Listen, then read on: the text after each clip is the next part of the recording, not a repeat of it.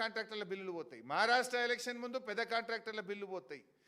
ఇప్పుడు బీహార్ ఎలక్షన్ వస్తే దాంట్లో పెద్ద కాంట్రాక్టర్లకు బిల్లులు పోతాయి.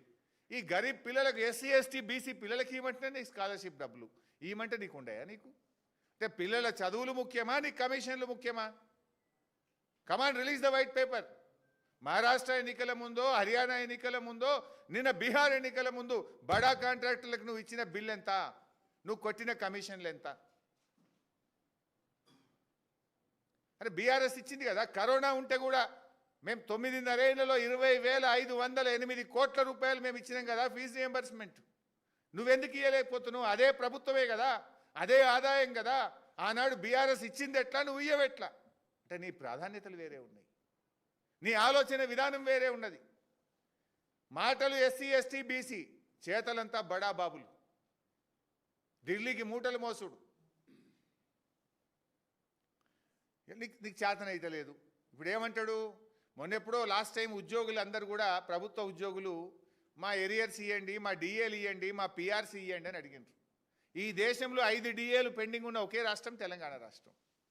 అవి ఇవ్వమంటే నన్ను కోసుకొని తింటారా? నా దగ్గర ఏం లేవు అన్నాడు. నిన్న కూడా ఈ కాలేజీలో అడిగినారు. అడిగితే వాళ్ళని పట్టుకొని బ్లాక్మెయిల్, మీకే అప్పచెప్తా మీరు చేయండి, మరి నీకు చేత కాకపోతే నువ్వు దద్దమ్మని ఒప్పుకో, గద్దె దిగు, ఎవరు చేస్తే వాళ్ళు చేస్తారు. నిన్ను చెయ్యమని కదా ఇచ్చింది, నువ్వు ఏం పెట్టినావు మేనిఫెస్టోలో అన్నాడు. మా కాంగ్రెస్ ప్రభుత్వం వస్తే వెంటనే ఫీజు రియంబర్స్మెంట్ బకాయిలు అన్నీ రిలీజ్ చేస్తా, తక్షణమే చేస్తా. మరి ఏం చేసినావు? 2 ఏళ్ళకి వెళ్ళి బకాయిలు ఇయ్యలే, కొత్త ఇయ్యలే, ₹1 ఇయ్యలే. నువ్వు పిల్లల జీవితాలతో ఆడుకుంటున్నావు. నేను ఇంకో మాట మాట్లాడిండు, బీఆర్ఎస్ బీజేపీదేదో బంధం, కేటీఆర్ గారు కిషన్ రెడ్డి గారు అని మాట్లాడి. ఇది ఎట్లుందంటే, వెనకటికటి ఎవడో దొంగతనం చేసినోడు దొంగే దొంగ దొంగ దొంగ అని గట్టిగా అరిచిండట. గట్లున్నది రేవంత్ రెడ్డి తీరు. నీది కదా కిషన్ రెడ్డి గారిది, రేవంత్ రెడ్డిది ఫెవికాల్ బంధం. 5 ఏళ్ల కింద నీ మీద ఈడీ కేసు నమోదు చేస్తే ఇయ్యాలటికి నిన్ను ఎందుకు అరెస్ట్ చేయలేదు? ప్రధానమంత్రి గారు వచ్చి ట్యాక్స్ వసూలు చేస్తున్నారు, కప్పం కడుతున్నారు ఢిల్లీ కంటే, ఈ రోజు వరకు ఎందుకు మీ మీద విచారణ జరుగుతలేదు? నిన్నగాక మొన్న ఇదే నెలలో బీహార్కు డబ్బులు పంపుతున్నారని ఢిల్లీలో బట్టి విక్రమార్క గారి ఇంట్లో ఐటీ రైట్స్ అయినాయి. ఇది ఎందుకో బయటకు రాదు. మీరు ఢిల్లీకి బట్టి విక్రమార్క పోతే ఎప్పుడు తెలంగాణ భవన్లో ఉండడు. గురుగాంలో ఆయన అత్తగారి ఇల్లు, ఆయన ఇల్లు ఉంటుంది, ఆడికి పోతాడు రాత్రి. ఆ గురుగాం ఇంటి మీద ఐటీ రైట్స్ అయినాయి. అక్కడి నుంచి కంప్యూటర్ హార్డ్ డిస్కులు, చిప్పులు అన్నీ తీసుకుపోయినారు ఐటీ వాళ్ళు. అంత గప్చూపు ఎందుకో అయింది. మరి ఎందుకో బయటకు రాకపోయే. ఏం ఒప్పందం ఉన్నది మీ మధ్య? పొంగిలేటి గారి ఇంటి మీద ఈడీ రైట్స్ అయినాయి. 3 రోజులు సెర్చ్ చేసిండ్రు. లోపలికి డబ్బులు లెక్క పెట్టే మిషన్లు పోయినాయి, టీవీలలో అందరు చూపించిండ్రు. మరి ఏమైంది? అంత గప్చూపు అయిపోయింది.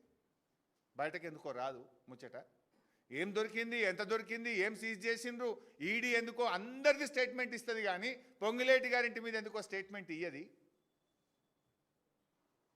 ఢిల్లీలో ఐటీ రైట్స్ మరి ఎందుకు బయటకు వస్తలేవు? ఏంది అంటే దీన్ని బట్టి అర్థమవుతుంది ఏంది? రేవంత్ ప్రభుత్వానికి బీజేపీతో ఫెవికాల్ బంధం ఉంది, బడే బై చోటే బై బంధం ఉన్నది.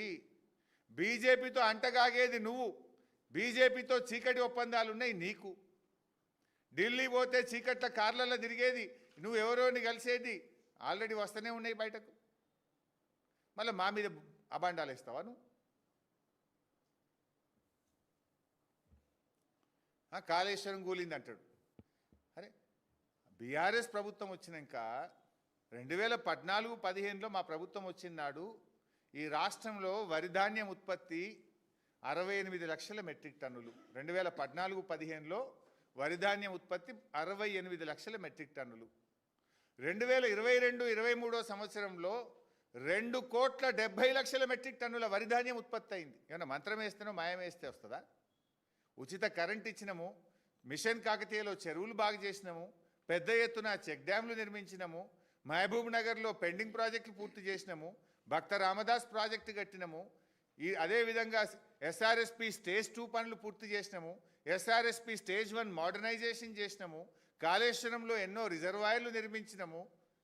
ఇట్లా ఎన్నో పనులు చేసి అద్భుతంగా వ్యవసాయ రంగంలో దేశంలోనే నంబర్ 1గా తెలంగాణ నిలబెట్టింది బీఆర్ఎస్ ప్రభుత్వం.